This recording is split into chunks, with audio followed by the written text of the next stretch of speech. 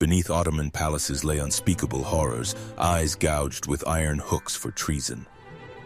Leaving victims stumbling in eternal darkness, Sheikh Bedreddin beheaded publicly for dreaming of equality. But the worst was impalement, stakes driven through bodies as crowds watched victims suffer for days. What happened when the stake emerged from the other side? The Ottoman Empire stood as one of history's strongest powers. It was a huge kingdom filled with sparkling palaces, busy markets, and cities that stretched from the sandy deserts of Arabia all the way to the gates of Vienna. To anyone passing by, it looked like a land of riches and beauty.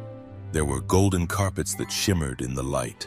There were spice markets that filled the air with amazing smells, and there were grand mosques where the call to prayer echoed like a haunting song. But underneath all this beauty, there was a much harsher truth. This empire was built on total control and ruled by fear. Ottoman justice wasn't something that happened behind closed doors. It was like a show, planned out, done in public, and impossible to forget. When they punished one person, it was a warning to thousands of others. Crowds were called to gather in the main squares. The person being punished would stand there while soldiers and judges watched. Someone would shout out loud what crime the person had done. This way, everyone knew exactly why they were about to see what would happen next. One of the scariest punishments was having your eyes gouged out. This awful sentence was saved for people who had committed treason, betrayed the empire, or done terrible things against the state. A famous Ottoman traveler named Elia Çelebi wrote about these horrible scenes. He described how the condemned person would be tied up tight. Then they would wait for their terrible fate as the executioners came closer. The executioners carried iron hooks, curved blades, or sharp metal tongs. There was no quick mercy. The act was slow and careful. It was like a performance meant to make the watching crowd gasp in horror. The meaning behind this punishment was devastating. In their society, people needed their sight to read the Quran, work the land, or simply move around the world. Taking away someone's eyes meant destroying their whole purpose in life. It stripped a person of their independence and dignity. It even cut off their connection to God's words. The blind victim would stumble around in darkness for the rest of their life. Their empty eye sockets became a permanent, living warning to everyone else. This was more than just physical punishment. It was a message carved into flesh that the Sultan's justice could not only end your life, it could also erase the very light by which you saw the world. Under the crescent moon, the empire's power reached everywhere. No wall was too high to climb over, no crime was too well hidden, and no person was too important to be spared from punishment.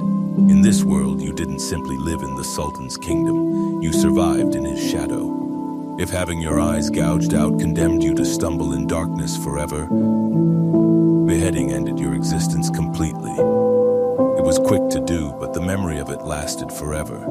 In the Ottoman Empire, this wasn't just a way to kill someone, it was a performance. It was a public announcement that anyone who defied the Sultan would meet a blade sharper than mercy itself.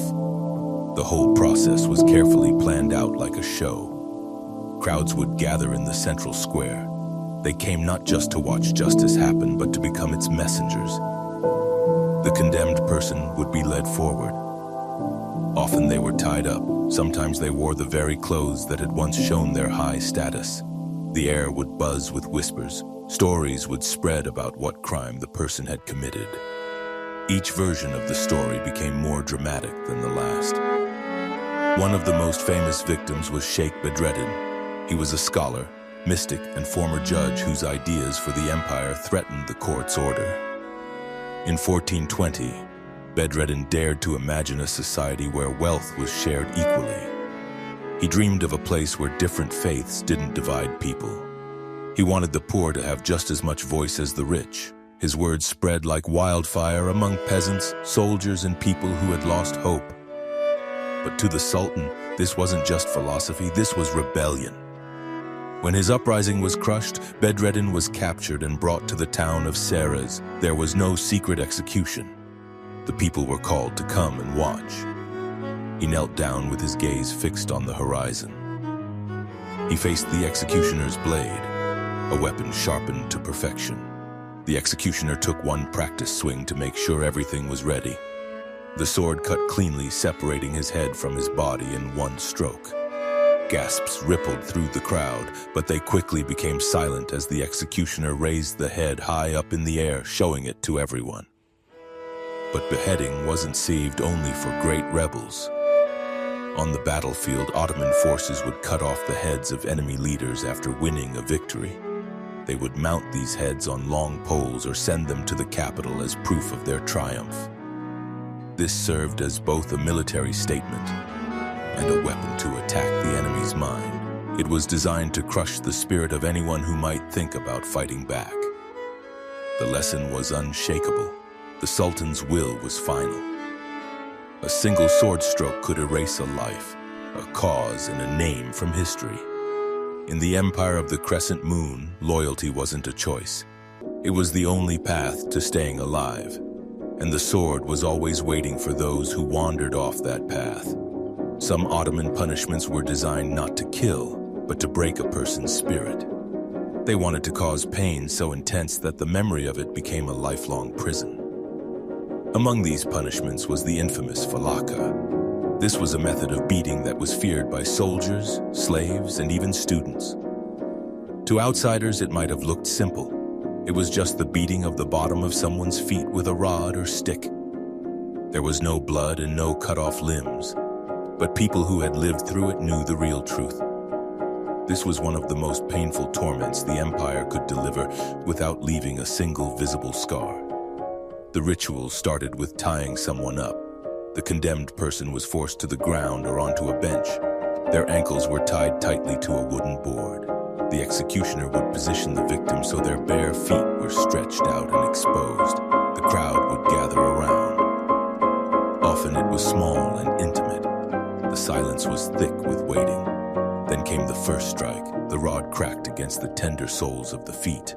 A shockwave of pain shot up through the legs. At first, the victim might clench their teeth and try to be tough.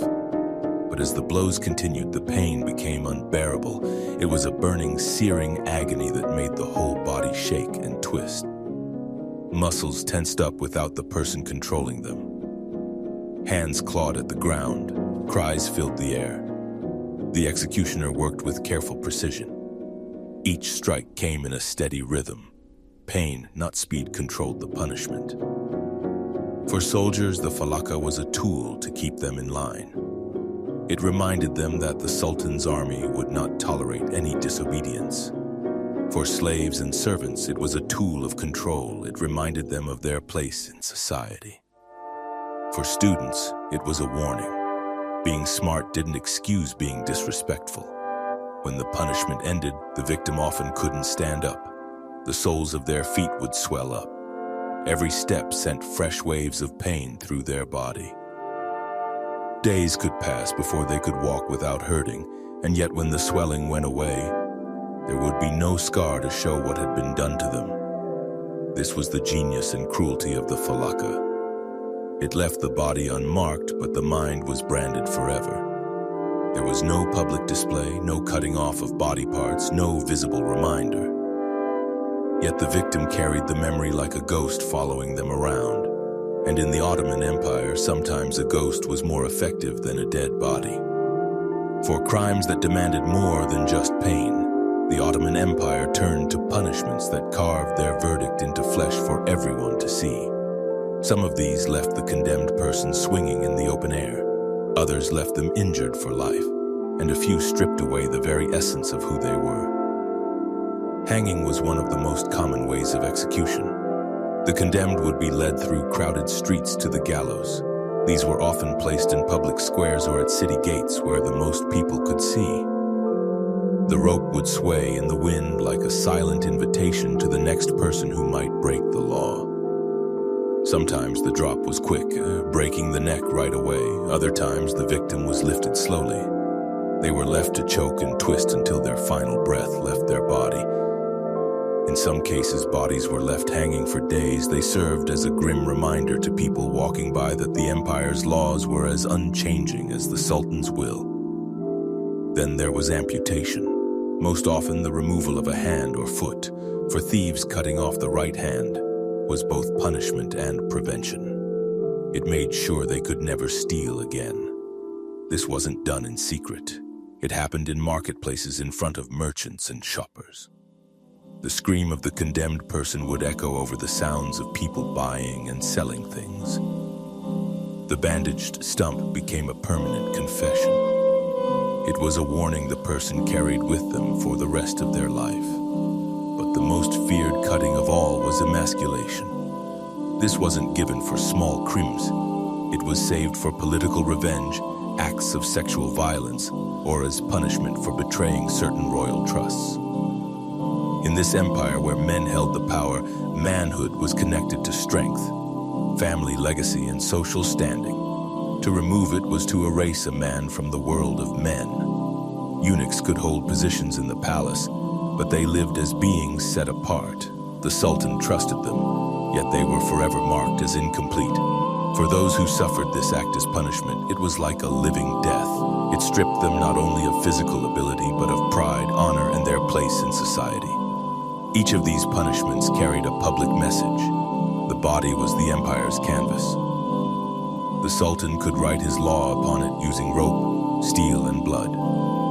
Here, justice wasn't whispered in courtrooms. It was shouted in the open for everyone to see and remember. Of all the punishments in the Ottoman Empire, none inspired more terror than impalement. It was not quick, not merciful, and never private.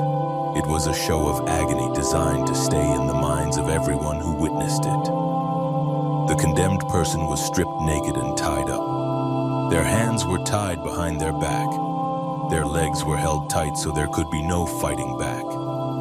A sharpened wooden stake was prepared. It was thick enough to hold the body's weight, yet pointed to enter flesh without causing immediate death. Sometimes its tip was greased. This wasn't done as an act of kindness, but to make the suffering last longer. The stake was positioned beneath the victim. The point was set against their body, most often at the bottom. With the combined force of several men, it was driven upward. The body's own weight did the rest. It forced the stake through organs, ribs, and lungs. Sometimes it would come out through the chest, other times through the shoulder or even the mouth. Death did not come quickly. Hours could pass before the body finally became still. In rare cases, the victim would suffer for a day or more. Their voice would become nothing but gasping sounds. Their eyes would be wild with endless pain. The Ottomans did not look away. Soldiers stood guard to make sure the suffering continued without interruption. The crowd, horrified yet fascinated, carried the sight home in their memories. This method was saved for the most terrible crimes. Brutal murders, treason, rebellion. It was used not just to kill, but to crush the will of those who might dare to follow in the condemned person's footsteps. On battlefields after a bloody victory, impalement stakes could rise up in rows like a forest of death. Each one held the broken body of an enemy. They were left for the sun, the crows, and the wind. Even Vlad the Impaler, the infamous Prince of Wallachia, learned and perfected this terrible art after seeing Ottoman executions. But within the empire itself, the message never changed. Fighting back was not only useless, it was like choosing to die. In the end, Ottoman punishments were as much about the living as the dead. Every rope, every sword, every injury, every stake told a story. They were not only acts of justice, but tools of fear woven into the very order of the empire. Under the crescent moon, mercy was rare and justice was written in blood.